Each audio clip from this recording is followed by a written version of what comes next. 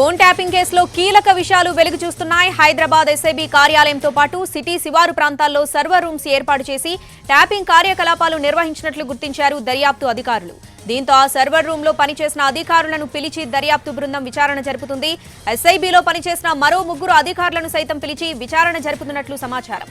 ఎన్నికల సమయంలో వ్యాపారులను బెదిరించి డబ్బులు దండుకున్నారన్న ఆరోపణలపైన విచారణ జరుపుతున్నారు అధికారులు. మరోవైపు అడిషనల్ ఎస్పీలు తిరుపతన్న, భుజంగరావు నుంచి కీలక విషయాలు రాబట్టారు డీసీపీ విజయ్ కుమార్. 3వ రోజు విచారణలో మరికొందరు పేర్లను భుజంగరావు, తిరుపతన్నలు వెల్లడించినట్లు తెలుస్తోంది.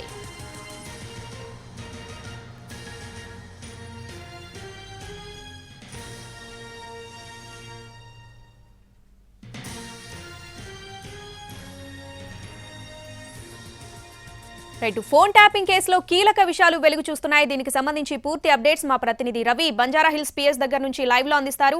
రవి,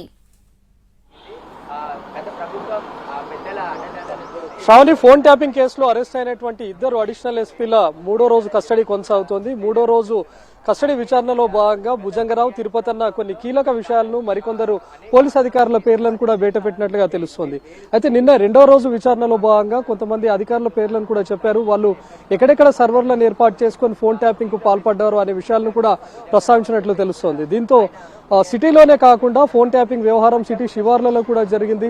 సిటీ శివార్లలో కూడా కొన్ని సర్వర్లను ఏర్పాటు చేసి అక్కడి నుంచి కూడా ఫోన్ ట్యాపింగ్ చేసినట్లుగా తెలుస్తుంది. ముఖ్యంగా సిటీలో అయితే కేవలం రాజకీయ నాయకులు, ఎవరైతే అపోనెంట్ పార్టీ కాంగ్రెస్ నేతలవి మాత్రమే ట్యాపింగ్ చేయాలని అనుకున్నారు. కానీ ఇప్పుడు సిటీ శివార్లలో కూడా సర్వర్లను ఏర్పాటు చేశారు. అంటే మరి అక్కడి నుంచి ఎవరి ఫోన్లు ట్యాప్ చేశారు, ముఖ్యంగా రియల్ ఎస్టేట్ వ్యాపారులు ఏమైనా ఫోన్లు ట్యాపింగ్ చేశారా అనే దానిపైన కూడా అనుమానాలు వ్యక్తం అవుతా ఉన్నాయి. మరోవైపు ఈ రోజు కొంతమంది విచారణలో భాగంగా కొంతమంది రియల్ ఎస్టేట్ వ్యాపారుల నుంచి కూడా డబ్బులు తీసుకొని వచ్చారు, హవాలా వ్యాపారులు, హవాలా బిజినెస్ చేసే వాళ్ళ దగ్గర నుంచి కూడా డబ్బులు తీసుకొని వచ్చారు అనేటటువంటి ఆరోపణలు ఉన్నాయి. దీంతో ఈ రోజు విచారణ అదే వైపుగా కొనసాగించారు. కొద్దిసేపటి క్రితమే బంజారాహిల్స్ పిఎస్ కు ఓ రియల్ ఎస్టేట్ వ్యాపారి కూడా వచ్చాడు. తను కొన్ని రోజుల క్రితమే పంజాగుట్ట పిఎస్ లో కూడా ఫిర్యాదు చేశాడు. తన ఫోన్ ను ట్యాప్ చేశారు.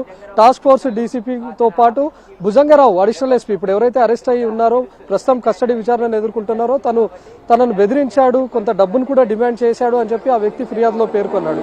పంజాగుట్ట పిఎస్ లో కొన్ని రోజుల క్రితం ఫిర్యాదు చేసినటువంటి అదే రియల్ ఎస్టేట్ వ్యాపారి ఈ రోజు విచారణ అధికారుల దగ్గరికి కూడా హాజరయ్యాడు. మరి తనను పిలిచారా అంటే మాత్రం కేవలం తనే ఫిర్యాదు మేరకు వచ్చానని చెప్తున్నప్పటికీ విచారణ అధికారులే ఆ వ్యాపారిని పిలిపించినట్లుగా తెలుస్తోంది.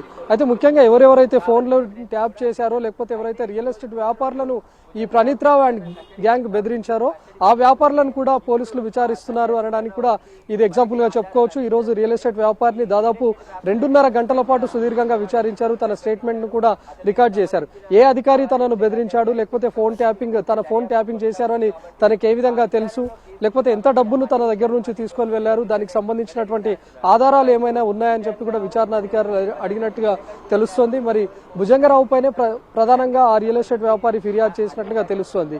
ఈ రోజు విచారణకు హాజరైనటువంటి రియల్ ఎస్టేట్ వ్యాపారి మాత్రమే కాకుండా ముఖ్యంగా ఈ ఫోన్ ట్యాపింగ్ లో ఎదుర్కొంటున్నటువంటి ఎవరెవరిపైన అయితే ఆరోపణలు వస్తున్నాయో, వ్యాపారుల నుంచి డబ్బులు తీసుకోవడం, లేకపోతే బేగంపేటలో ప్రధానంగా హవాలా వ్యాపారాలు నడిపిస్తున్నటువంటి వ్యక్తులు ఎవరైతే ఉన్నారో వాళ్ళందరినీ కూడా విచారించే అవకాశం కూడా కనిపిస్తుంది.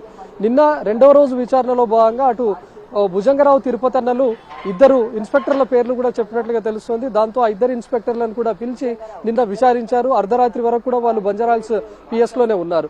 మరోవైపు 3వ రోజు విచారణలో భాగంగా కొంతమంది పేర్లను కూడా బయటపెట్టినట్లుగా తెలుస్తోంది. దీంతో ఆ వ్యక్తులను కూడా రేపు విచారించే అవకాశం ఉంది. మరోవైపు ఇప్పటికే టాస్క్ ఫోర్స్ డీసీపీ రాధాకిషన్ రావును కూడా పోలీసులు అరెస్ట్ చేసి రిమాండ్ కు తరలించారు.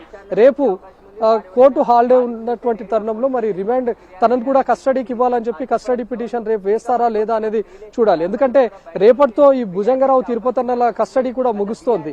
ఒకవేళ అంతలోపే గనక రాధాకిషన్ రావును కూడా కస్టడీకి ఇస్తే అటు భుజంగరావు, తిరుపతన్నలతో పాటు రాధాకిషన్ రావును కూడా ఉంచి 3 కలిపి విచారిద్దాం అనుకున్నారు విచారణ అధికారులు. కానీ మరి రేపు ఒకవేళ కస్టడీ పిటిషన్ వేస్తారా లేదా చూడాలి. ఒకవేళ కోర్టుకు హాలిడే ఉంటే మరి ఎల్లుండి వేసే అవకాశం ఉంటుంది. ఇన్ కేసు రేపటితో వీళ్ళ కస్టడీ కూడా ముగుస్తోంది కాబట్టి కస్టడీ ఎక్స్టెన్షన్ కూడా ఇస్తారు అనడానికి లేదు. ఎందుకంటే ఆల్రెడీ ప్రణీత్ రావును కూడా కస్టడీకి ఇవ్వాలి, అటు భుజంగరావు, తిరుపతన్నతో పాటు ప్రణీత్ రావును కూడా కలిపి విచారిస్తామని చెప్పి కస్టడీ పిటిషన్ దాఖలు చేసినప్పటికీ ప్రణీత్ రావు కస్టడీ పిటిషన్ ను మాత్రం కోర్టు కొట్టివేసింది. కేవలం భుజంగరావు, తిరుపతన్నలను మాత్రమే 5 రోజుల కస్టడీకి ఇచ్చారు.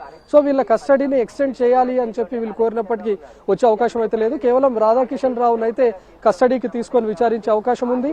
దాంతో పాటు ఈ 5 రోజుల కస్టడీతో పాటు ఎవరైతే పేర్లు చెప్పారో, ప్రధానంగా ఈ 3వ రోజు విచారణలో ఎవరి పేర్లు అయితే చెప్పారో వాళ్ళని కూడా బంజారాహిల్స్ పోలీస్ స్టేషన్ కి పిలిచి విచారించే అవకాశం ఉంది Shravani. Right Ravi, thanks for the updates.